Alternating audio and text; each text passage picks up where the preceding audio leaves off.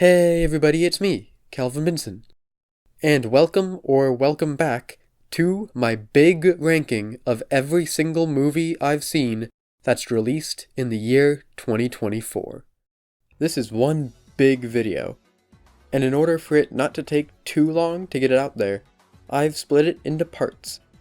This is part 9, and the previous parts are, if you want to watch them, in the description. So no more yapping. Here are the next tiers in the Ultimate 2024 movie ranking. Let's just start it. Now, moving on to 14th place, I have The Ministry of Ungentlemanly Warfare, a movie about World War II that's actually really funny and enjoyable. Now, ever since I made my Christmas Truce video a year back, I've had a big interest in World War II and its history. That entails all the big stuff, like all the big events we know, but what I've always found most interesting are the unsung stories that go under the radar. The stories that are a small, self-contained tale, especially those that are too crazy to believe, which the story this film is based on certainly is. It's the story of the first ever Special Forces mission, where Winston Churchill secretly had a group created of criminals and misfits, where they would dismantle Germany's naval empire by doing a couple missions and getting rid of the #1 Nazi ship. Sounds typical, but the actual mission and how it went down is comical. They killed so many Nazis, but nobody on the team died or was even injured except for one dude shot in the arm. The crew were not serious, and just played around but still got the job done. And when they couldn't blow up the big ship, they just towed the ship across the ocean with a little dinghy boat. I could go on. And these are true events. And the movie matches the comical events with a comical tone. The movie is just a fun adventure, with fun characters in World War II. And it's not tasteless for making light of this true story, because nobody actually died in it, other than Nazis. Now, World War II was horrible and sad. That goes without saying. But I like that this film captures how even in such a dark time as that, there was some dark comedy in the circumstances this team got themselves into, and the crazy events that happened, finding some humor in an otherwise sad war. That's what I love about this movie. It's fun, great action, but all still rooted in reality. But I also respect how they know when to stop fucking around. When to remind people the real toll the war took, and when to remind that the Nazis were truly horrible. Which makes it all the more fun seeing them die. Nothing's better than just watching some Nazis die, especially in a fun way. And it's made all the more better knowing that the basis of this story really did happen. This really was the first mission of the first Special Forces unit ever formed. That's just cool. And the story is told in a classic Guy Ritchie style. I just love this story and this movie. Movies aren't meant to be serious, they're a fun medium. And that is why Ministry of Ungentlemanly Warfare is near the top of this list. And, continuing to 13th place, I have Sing Sing, one of the most touching movies I've seen this year. Movies have a special quirk, where they can make you connect to people that are complete opposites of you. And this is shown greatly in this film, where it's about a theater arts program in the Sing Sing prison. And yeah, it tugs at your heartstrings as much as you would imagine. It's an ode to the life of a prisoner. This film is a masterpiece. It shows the full evolution of a prisoner being rehabilitated, how people cope with their situation, and how all these people, from such different backgrounds and crimes, befriending one another, and learning to become human again. It's so tragic, yet so uplifting, sad but funny. It's about humanity. How nobody, even the people the world looks down on the most, are just people who want to do better. And thanks to art, they can do that. It just shows what art can do. It can take a situation so tragic, so hopeless, and bring a new perspective, and bring new life into the people that see it. And the kicker is that the entire movie, other than Coleman Domingo, who was amazing by the way, every actor was actually a part of the real-life Sing Sing theater program. Yeah, the whole cast. They were in Sing Sing. They were actually rehabilitated through the real arts program. And now, after their release, they're starring in a movie about the same thing. And they're playing themselves. That is powerful. This film has gotten so much praise, and it deserves more. But I can't say something that hasn't already been said. But I will say that this is one of the best parts of movies. To put someone into the eyes of someone completely different from them. To tell stories that go beyond any border. To make something that will change lives for the better. And this film does them all. Overall, it's just fantastic. And next up, in 12th place, nearing the top 10, I have Nosferatu. I'm ready. A modern reinvention of the first horror film ever made. With big shoes to fill, not only to modernize one of the most influential movies ever, but to also reinvent and do something new with one of the most iconic characters in history. The amazing part is, they do. This is a Dracula movie like no other. I have not yet seen the original Nosferatu, though I do want to, so I shall be judging this film on its own merits. And holy shit, is this a good movie. What really stuck out to me is the cinematography. The term, every frame a painting, rings true, especially for this movie.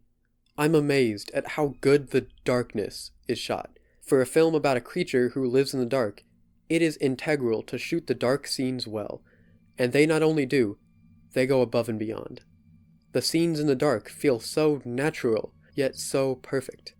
Some scenes, like in the castle, are only illuminated by the glow of the fire behind the characters, and other scenes are shown only through the silhouettes of the moonlight.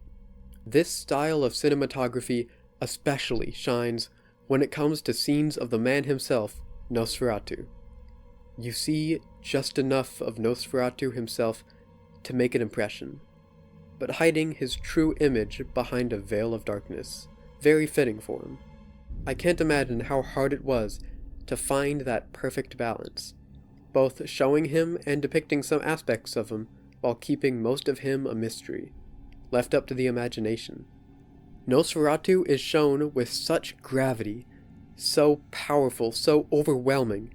Everything he touches, every person he interacts with, every place he goes, are overcome by his evil and his darkness. His presence is felt in every scene, in every way.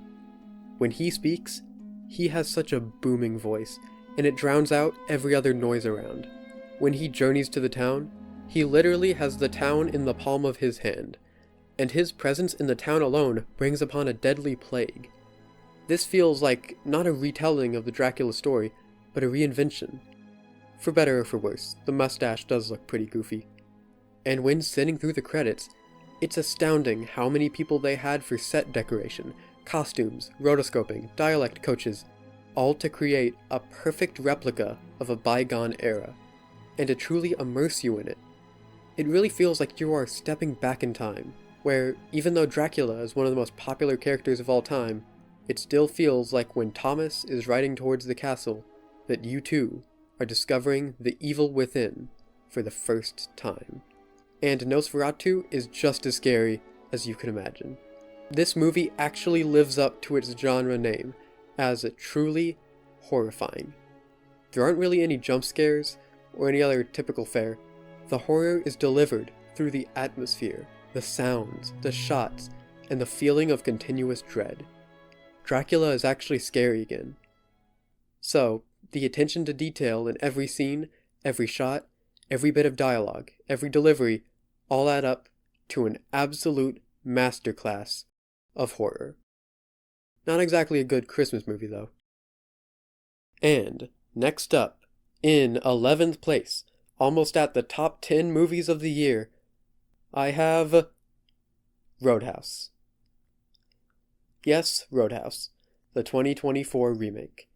And yes, I do unironically really love this movie. Not because it's deep or thought-provoking, but because it's the perfect action movie. Movies are fun to watch, and this is the perfect example of that.